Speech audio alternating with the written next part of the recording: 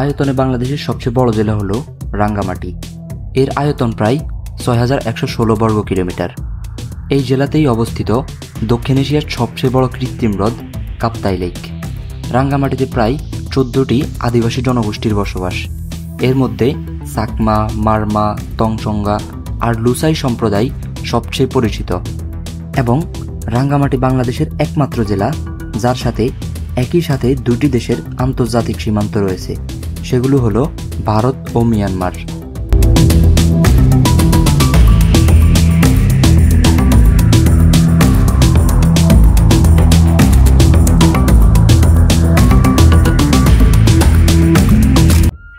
High, আমি Nobel. আমি মূলত এই চ্যানেলে ট্রাভেল রিলেটেড ভিডিও আপলোড করি এবং আমি দেশ ঘুরে বিভিন্ন জায়গায় ট্রাভেল রিলেটেড ভিডিও বানাই। সো আজকে মূলত এই ভিডিওটা এখান থেকে রেকর্ড করার যে মেইন রিজন, সেটা হচ্ছে আমি লাস্ট টাইম একটা ট্রাভেল এজেন্সির সাথে বা একটা ট্যুর গ্রুপ ফেসবুকে অ্যাড দিচ্ছিল। আমি তাদের সাথে কাপ্তাই বা রাঙ্গামাটি ঘুরতে গেছিলাম।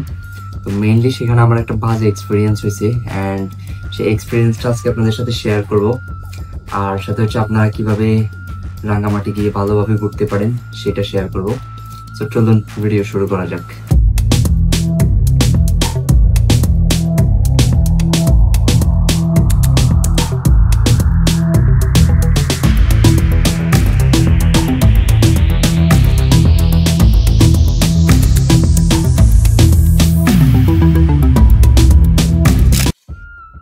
গত এক সপ্তাহ আগে অর্থাৎ 4 সেপ্টেম্বর আমি ঢাকা থেকে রাঙ্গামাটি একটা ট্যুর গ্রুপের সাথে ট্যুর করি, যেটা মূলত ছিল একটা ট্রাভেল এজেন্সি বা ট্যুর গ্রুপ, যারা মূলত ফেসবুকে একটা গ্রুপ আছে, ওই গ্রুপের মাধ্যমে বিভিন্ন জায়গায় ট্যুর ইভেন্ট করে। তো আমি ইয়েতে গেছিলাম আর কি, রাঙ্গামাটি গেছিলাম তাদের সাথে রাঙ্গামাটি নিয়ে একটা ভিডিও করতে। সো এর আগেও মূলত আমি রাঙ্গামাটির কাপ্তাই লেক নিয়ে একটা ভিডিও করছিলাম, আপনারা দেখছিলেন, চাইলে দেখতে পারেন, আমি লিঙ্ক কমেন্ট বক্সে দিয়ে রাখবো। তো এবার ঘুরতে যাওয়ার পর আমার একটা বাজে এক্সপিরিয়েন্স হয়েছে, যেটা মূলত আজকে আপনাদের সাথে শেয়ার করব, যাতে পরবর্তীতে আপনাদের কারোর সাথে এই বাজে এক্সপিরিয়েন্সটা না হয়। সো মেইনলি আমরা ঘুরতে গেছিলাম 4 সেপ্টেম্বর রাত 11টার সময় ঢাকা থেকে ছাড়ছি অ্যান্ড ওইখানে গিয়ে মোটামুটি সকাল 7টা বেজে গেছে আর কি। তো পরবর্তীতে আমরা 7:30টার দিকে বোটে উঠি নাস্তা করে। এবং রাঙ্গামাটি যেহেতু প্রায় বাংলাদেশের সবচেয়ে বড় জেলা আয়তনে, তো রাঙ্গামাটির আবার বাংলাদেশের না, দক্ষিণ এশিয়ার সবচেয়ে বড় কৃত্রিম হ্রদ হচ্ছে রাঙ্গামাটিতে, যেটা মূলত কাপ্তাই লেক। সো আমরা কাপ্তাই লেকে বোট দিয়ে ঘুরতে বেরোইছি। দেন আমরা এখান থেকে মূলত কাপ্তাই লেকের বিভিন্ন স্পটে যাব বোটে করে, অ্যান্ড খাবার দাবার সব মিলাই আমাদের বোটের উপর একদিনের একটা জার্নি হবে। তো ওকে ফাইন, আমরা রওনা হয়েছিলাম। তো রওনা হওয়ার পর আমাদের ফার্স্ট স্পট ছিল মূলত স্বর্ণ মন্দির, অ্যান্ড আমরা স্বর্ণ মন্দিরে গেছিলাম। কিন্তু মেইনলি স্বর্ণ মন্দির যাওয়ার আগ পর্যন্ত সবকিছু ঠিকঠাক ছিল। স্বর্ণ মন্দিরে যাওয়ার পরেই যে সমস্যাটা হয়, তারা আমাদেরকে টাইম দেয় 30 মিনিটের মতো, অ্যান্ড 30 মিনিটের মধ্যে প্রায় 15 মিনিট পর তারা বলতেছে যে বোটে ওঠার জন্য নিচে নামায় নিয়ে আসছে। স্বর্ণ মন্দির যেহেতু একটু পাহাড়ের উপরে, তো তারা নিচে নামায় নিয়ে আসছে, বলছে যে টাইম শেষ। তো এর মধ্যে আমি মূলত ড্রোন ফুটেজও নিতে পারি নাই, আমি মেইন ফুটেজও নিতে পারি নাই, ক্যামেরার ফুটেজ যেটা ওটাও নিতে পারি নাই, দুইটার একটা ফুটেজও নিতে পারি নাই। তারপরেও 2-1টা ফুটেজ নেওয়ার ট্রাই করছি, প্রপার নিতে পারি নাই আর কি।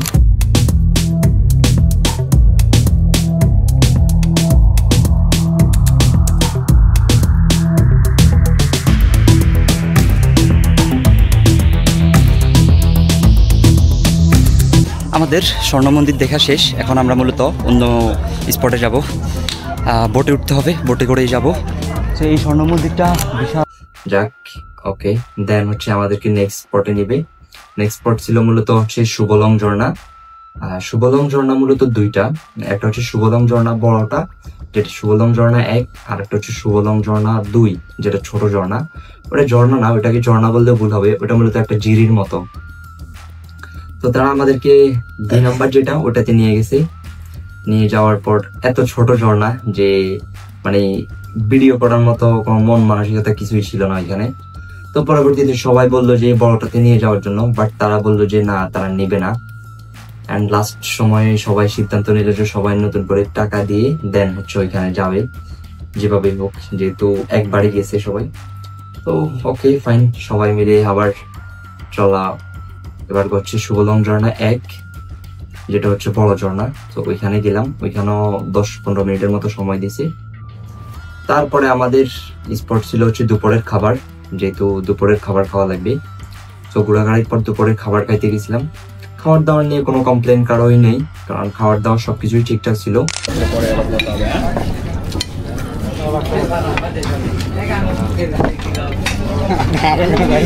ওকে, এখন হচ্ছে লাঞ্চ টাইম। মূলত ব্যাম্বো চিকেন আর হচ্ছে শুটকি ভর্তা অ্যান্ড সবজি আছে, আর হচ্ছে ডাউল, মোট 4টা আইটেম। আর হচ্ছে পাহাড়ি কি চাল এটা আমি জানি না, আতপ চাল। হ্যাঁ, আচ্ছা আচ্ছা, আতপ চালের ভাত। এটাই হচ্ছে আর কি আজকের লাঞ্চ। দেখি ট্রাই করি কীরকম।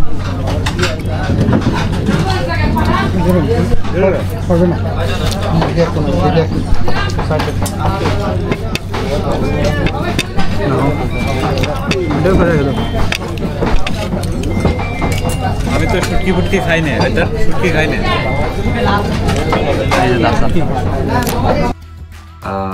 একটা ইয়েতে আই লাভ বারাকাল বা বারাকাল নামে একটা দ্বীপে, এরকম একটা দ্বীপে খাবারের জন্য তারা অ্যারেঞ্জ করছিল।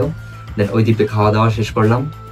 খাওয়া দাওয়া শেষ করার পর আমাদের দুপুরের পর যে স্পটটা ছিল সেটা মূলত ছিল আমাদের এই যে ঝুলন্ত ব্রিজ, রাঙ্গামাটির সবথেকে আইকনিক ব্রিজ যেটা, সেটা হচ্ছে আর কি ঝুলন্ত ব্রিজ।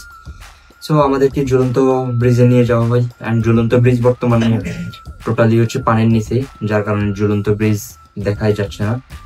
সো ওইখানে তারা 1 মিনিটও দাঁড়ায় নাই, আমাদেরকে পরের স্পট পলোয়েল পার্কে নিয়ে যায়।